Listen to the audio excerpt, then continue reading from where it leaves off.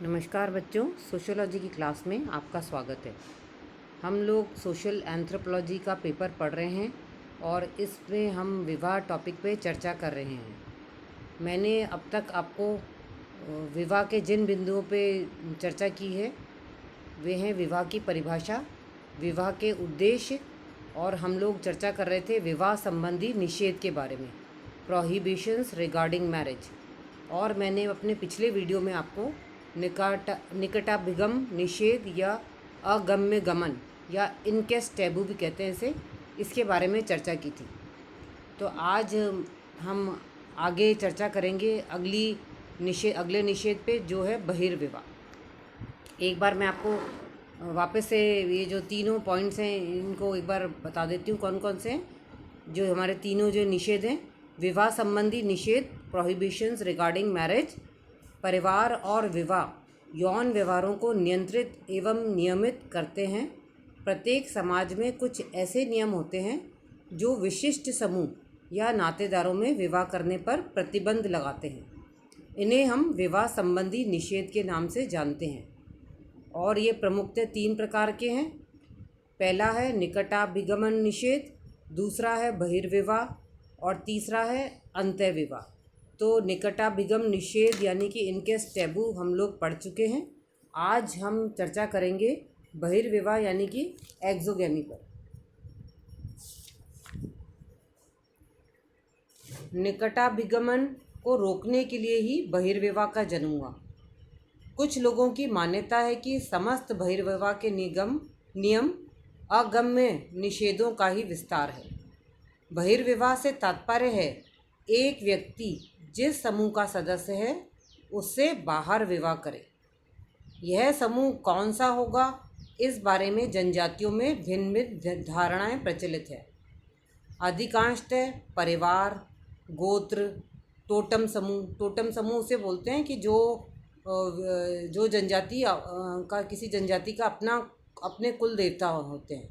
तो जो जनजाति अपने कुल देवता को मानती है उसे हम टोटम समूह कहते हैं। गांव आदि से बाहर विवाह करने की प्रथा पाई जाती है। बहिर्विवाह की परिभाषा करते हुए रिवर्स लिखते हैं: बहिर्विवाह से उस विनिमय का बोध होता है जिसमें एक सामाजिक समूह के सदस्य के लिए यह अनिवार्य होता है कि वह दूसरे सामाजिक समूह से अपना जीवन साथी ढूंढे। मैकलेनन नामक विद्वान ने सर्वप्रथम मानवशास्त्र को बहिर्विवाह शब्द दिया। मैकलेनन की धारणा थी कि बहिर्विवाह के नियमों के अनुसार जनजाति का प्रत्येक सदस्य किसी अन्य जनजाति के सदस्य के साथ विवाह करने के लिए बाध्य किया जाता है। बहिर्विवाह कई प्रकार के हो सकते हैं। परिवार के बाहर विवाह परिवार बहिर्विवाह कहलाता है। मतलब कि एक विवाह दूसरे परिवार में विवाह नहीं कर सकता। एक वंश के सदस्य जब परस्पर विवाह नहीं करते तो उसे वंश बहिर्विवाह कहते हैं। कई जनजातियों में एक ही गोत्र के सदस्य अपने को एक पूर्वजों की संतान मानते हैं, अतः भाई बहन होने के कारण परस्पर विवाह नहीं करते। इसे हम गोत्र बहिर्विवाह कहते हैं। लुशाई व कुकी जनजाति गोत्र बहिर्विवाह के नियमों का पालन करती है। इस दायरे को टोटम समूह यानी कि जो जनजाति एक कुल देवता को मानती है उसे टोटम कहते हैं।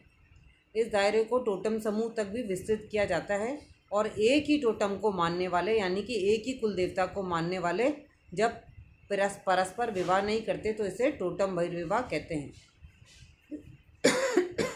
इसी तरह से जब एक ही अर्धांश यानी कि मोइटी यानी कि किसी जनजाति का आधा भाग या जनजाति के सदस्य भी परस्पर विवाह नहीं करते तो उसे हम मोइटी बहिर्विवाह या अर्धांश बहिर्विवाह कहते हैं। कई स्थानों पर एक ही गांव के निवासी भी परस्पर विवाह नहीं करते, जैसे कि पंजाब के कुछ गांवों में है। इसे हम गांव बहिर्विवाह के नाम से जानते हैं। भारत में छोटा नागपुर की मुंडा और अन्य जनजातियां गांव बहिर्विवाह के नियम का पालन करती हैं। कहीं कहीं पर एक क्षेत्र में रहने वाले भी परस्पर विवाह नहीं करते, जैसे राजस्थान के भील पालों में बटे हुए हैं। पाल एक क्षेत्र इकाई है और एक पाल के लोग दूसरे पाल के लोगों में ही जीवन साथी ढूंढते हैं। बहिर्विवाह की उत्पत्ति को स्पष्ट करने की दृष्टि से अनेक तर्क संगत व संभावित उत्तर दिए गए हैं। मैकलेनन का मत है कि जनजातियों में लड़कियों को जन्मते ही मार देने की प्रथा के कारण बहिर्विवाह प्रथा का जन्म हुआ, क्योंकि लड़कियों की कमी हो गई, तो इसलिए दूसरे समूह में लड़कियां ढूंढी जाती थी। ऐसी स्थिति में एक जनजातीय समूह अपने पुत्रों के लिए वधुएं बाह्य समूह में ढूंढा करते थे। स्पेंसर का मत है कि बहिर्विवाह लड़ाकू जनजाति की देन है, जो कि युद्ध के बाद अपने पड़ोसी समूह से स्त्रियों का अपहरण करके ले जाते थे। परिवार से बाहर विवाह करने की प्रथा को प्रचलित करने के लिए बहिर्विवाह अस्तित्व में आया, क्योंकि इसके कई सामाजिक लाभ भी थे।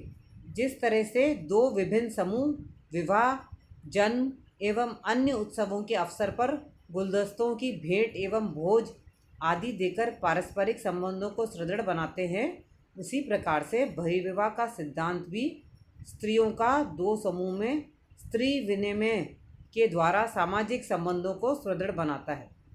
यह विवाह गोत्र, अध्यांश, कुल आदि की सदस्या को एक पक्ष रूप से निर्धारित करता है। यदि बहिर्विवाह के नियम का कठोरता से पालन नहीं किया गया होता तो अर्धांश, गोत्र या कुल की संपूर्ण अवस्था अस्त व्यस्त हो गई होती। वेस्टरमार्क का मत है कि निकटाभिगमन को टालने के लिए ही बहिर्विवाह का प्रचलन हुआ। लोवी एवं हाबाउस का भी मत है कि निकट के रिश्तेदारों से यौन संबंध स्थापित न हो जाएं, इससे बचने के कारण ही बहिर्विवाह का प्रचलन हुआ। रिजले का मत है कि मनुष्य नवीनता चाहता है, अतः वह अपने समूह से बाहर की स्त्रियों से विवाह करता है, जो बहिर्विवाह प्रथा को जन्म देता है। ऑड्रे रिचर्ड्स का मत है कि आदिम समय में मानव शिकार तथा संकलन के द्वारा अपना जीवन व्यतीत करता था।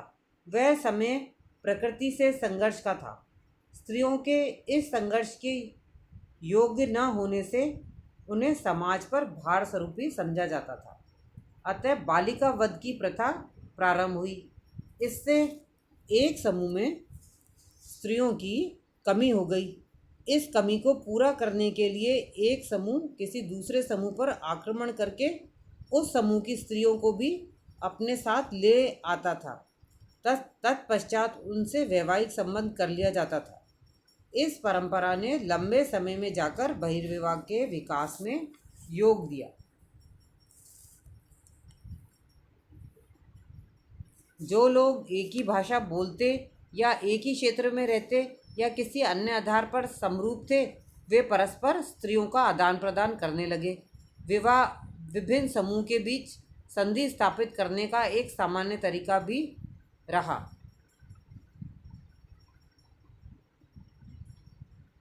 सांस्कृतिक विकास के साथ साथ कई ऐसी वस्तुएं भी बनी जिन्हें संपत्ति समझा गया। स्त्री का मूल्यांकन अब वस्तुओं में किया जाने लगा और अब एक समूह स्त्री के बदले स्त्री न देकर वस्तुएं भी दे सकता था। इसे वधु मूल्य यानी कि ब्राइड प्राइस पनपा, जिसने कई समस्याओं को हल करने में योग दिया। मतलब कि जब किसी जनजाति में लड़की से विवाह किया जाता था तो लड़की के माता पिता को वधु मूल्य दिया जाता था। इस प्रकार बहिर्विवाह की उत्पत्ति को निकटाभिगमन, नवीनता की चाह, अंतर्विवाह, पारस्परिकता के सिद्धांत एवं सामाजिक लाभों के संदर्भ में देखा गया है। इन सभी तर्कों में सत्य का अंश अवश्य है, परंतु किसी एक तर्क व सिद्धांत को पूर्ण नहीं माना जा सकता। बहिर्विवाह की उत्पत्ति के चाहे कुछ भी कारण क्यों न रहे हों, परंतु इसका प्रचलन एवं पालन सभी जनजातियों में देखने को मिलता है। बहिर्विवाह से संबंधित विभिन्न विश्वासों के कारण ही एक जनजाति में गोत्र, वंश या टोटम बहिर्विवाह की प्रथा पाई जाती है। अब हम चर्चा करेंगे हमारे तीसरे निषेध के ऊपर, जिसका नाम है अंतर्विवाह यानी कि एंडोगेमी। यह बहिर्विवाह के विपरीत प्रकार का नियम है जिसके आधार पर एक व्यक्ति को अपने ही समूह में विवाह करना होता है।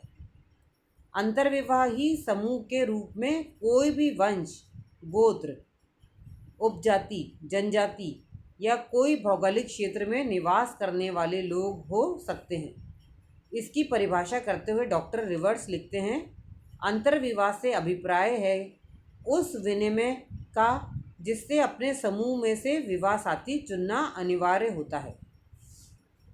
टोडा लोगों में दो युग्म संगठन हैं, एक टार्थारोल एवं दूसरा टेवालियल। ये दोनों ही अपने अपने युग्म संगठन में ही विवाह करते हैं।